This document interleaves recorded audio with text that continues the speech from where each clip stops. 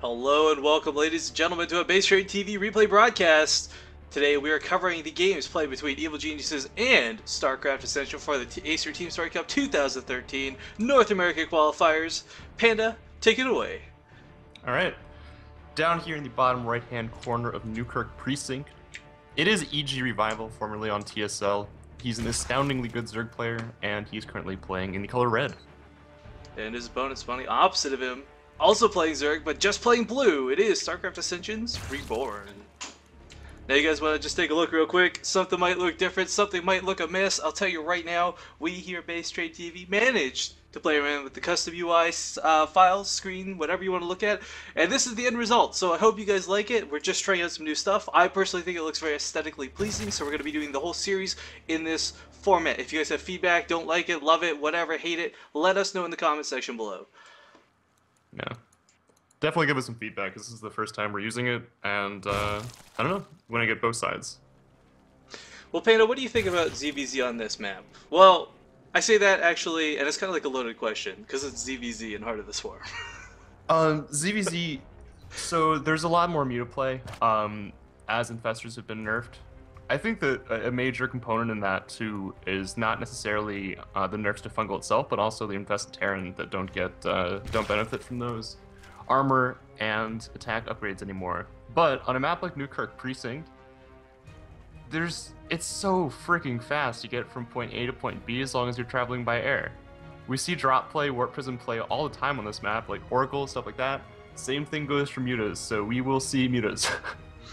Yeah, and I mean, that's just kind of the staple build right now. I mean, it used to be, you know, some maybe Zergling, maybe Baneling aggression into possibly Muta and possibly Roach Infestor, but it really feels at this point in time, there is no possibly, it's just going to be Muta as like that tier 2 choice. Yeah. At one point it was refreshing, because toward the end of Wings of Liberty, the majority of players, whether they were Korean or foreigner, were going pretty commonly Roach Infestor play on a large amount of the maps in the pool. But now that I've cast like enough ZVZs in Heart of the Swarm, it's kind of getting old. Yeah, definitely. Well, the thing too is I really dislike the random component that comes to it as well. If it was more about skill and positioning like Roaches, you know, there's the big concave makes all the difference in the world, but Mutalisks, I mean, In Control made that joke, and I'm going to refer to it specifically because, you know, it's Evil Genius is playing today, but the whole wing, I think I have more wings flapping than you have wings flapping, that's what this comes down to. If you've just got one less Mutalisk, or even, hell, a couple less Zerglings to soak glaive bounces, I mean, it changes the battle.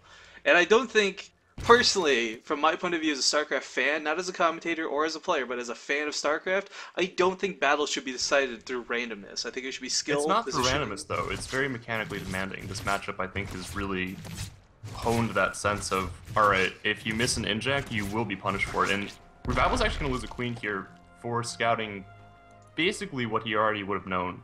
Wait, you mean Overlord? Just before it? Yes. Okay, make sure I didn't miss something big like a queen going down. Oh, no. I said queen, no, Overlord. I thought you only sent a couple Zerglings across the map. What just happened? 2 queens, the new Warhound. No, it seems actually, rebOrn did also get a full scout off on his opponent's base as well, so that's a very big pick for him. Supply blocking his opponent pretty early and getting a full scout on his opponent's base, basically for free. He didn't even lose a Zergling, so. Yeah, no, I'm really curious. Like, I feel there's a couple players out there like Nerdchu and such. They really like to stick that, like, you know, the early game is like where the pressure and the damage is going to come. So you'll see some players go for that super Zergling all in, maybe mixing some Banelings if necessary. But do you think these guys are going to go for that, or do you think we'll just see them sort of politely skip to the next stage? It's not as difficult to pull off aggression as some maps, but there is a relatively wide ramp here.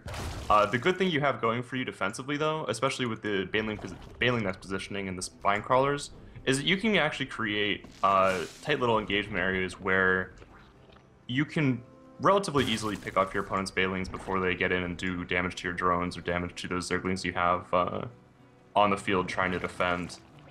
Because unless they go for just a ridiculously powerful, committed to base all in, it's really kind of difficult to pull back on just these core Ling Bane wars that we saw early on, back when the map pools favored a lot bigger maps, not necessarily with ramps into the natural, but the ramp in the natural really, really aids defense. Oh man, and I just tried checking out that income, the new income tab on this overlay panda, and it looks magnificent. It's all big I and just want nice to in the bot middle. up this because I'm just like, Yeah, I'm you're playing just naked right now, just regular Blizzard UI. boring old UI. You know, it's really big. It's in the middle of the screen. It's actually quite cool. But I was just gonna say, there's actually a slight worker lead for Revival, despite that awkward Overlord loss earlier with that little and bit this of a is block. actually because we see rebOrn committing to some pressure right now. It does have a couple banelings coming up here. Although Revival will have 4 in position by the time his opponent gets there, and already a Spine Crawler. The Queens aren't pulled to the ramp though, so he does think he can defend this without too many losses, and he does. There's some not great bane hits going off here for Reborn either. Unfortunately, Yeah. he's sniped off very magnificently by Revival. I like the fact that he's saving the banelings too. He didn't choose to detonate on those group of zerglings there, and the Queen is very nicely positioned between the spawning pool. Yeah, and, ooh. One of those Lynx corpses just goes flying, Panda. Yeah, the big thing there for him, not as big as Wings of Liberty, but still, he saw the Spire, he saw the layer timing, so that's a pretty big tell. Well, curiously enough, despite how awkward that went, Unit's Lost tab reflects a very similar score right now. Yeah. There weren't that many drones killed though, so we do see Revival still with that worker lead. Spire's coming down from both players. Drones up. About right on time here too. 4 gases, 2 bases. Time for Yeah. Mutalisks. Now, of course, we see Revival going for that third, and really, that's going to put him ahead, because the thing is, Mutalisks, they're so gas intensive, right? Like, you need so much gas to sustain that. There's a caveat to that generally, although because of the Spire timings, this won't actually affect, is that you dump a lot of minerals, 300 minerals to try and get that next hatch up. You may actually be mineral blocked for a little bit of time right as your Spire goes up, depending on the time you get your third. But considering his Spire was earlier than his opponent, he will actually have the Mutalisk lead now. And this will only compound due to the fact that he has 2 additional gases. A little bit of Ling Bane Wars going on in the center. Yeah, I mean, Reborn not really taking heavy losses on those Banelings. It's so annoying when you watch one player pick off a Baneling with 1 Zergling. I mean, there's no worse feeling. Yeah. But he's going to get in here, scout his third, his opponent's third. See, that's up and running with gas, and this cannot be a good feeling for Reborn. He does have a fair amount of Zerglings here to defend, and a couple Banes flanking too. Oh, but the Mutalisk spawns just in time. The Queen probably won't even go down.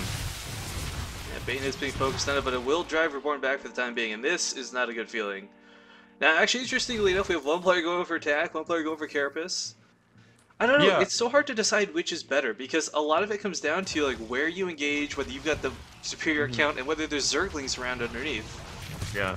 Obviously, in smaller numbers, attack will actually be more beneficial, but when you get those large-ass Mutaclumps, Carapace, lessening the damage that the subsequent attacks do via the Glaive Splash really helps.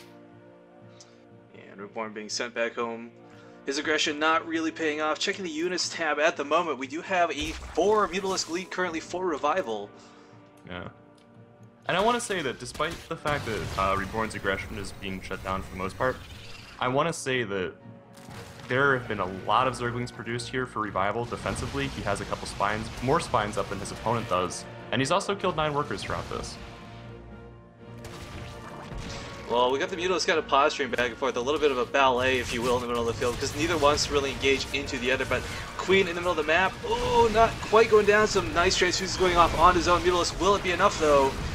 Doesn't There are look only to be the 2 case. more Mutalisks, now 5 spawning for his opponent, but that's going to take a couple seconds. He doesn't really have that time. The Queen is so freaking low, 2 HP. And the damage it adds, the transfuses is really nice, but it just wasn't enough. I mean, right now Revival is spanking Reborn's Mutalisk. He really wishes he had these spores up much earlier. Yeah, that's something that I think he was kind of banking on his aggression, delaying his opponent a little bit longer. And it's really showing right now because his Mutalisks are getting torn to shreds. A couple already red splash damage, and that's this should be the end of the game. That's pretty much the nail in the coffin when it's 20 Mutalisks to 2 and no chance of infestors or anything on the field. Good game, well played coming out of Reborn. So game 1 going to Evil Geniuses.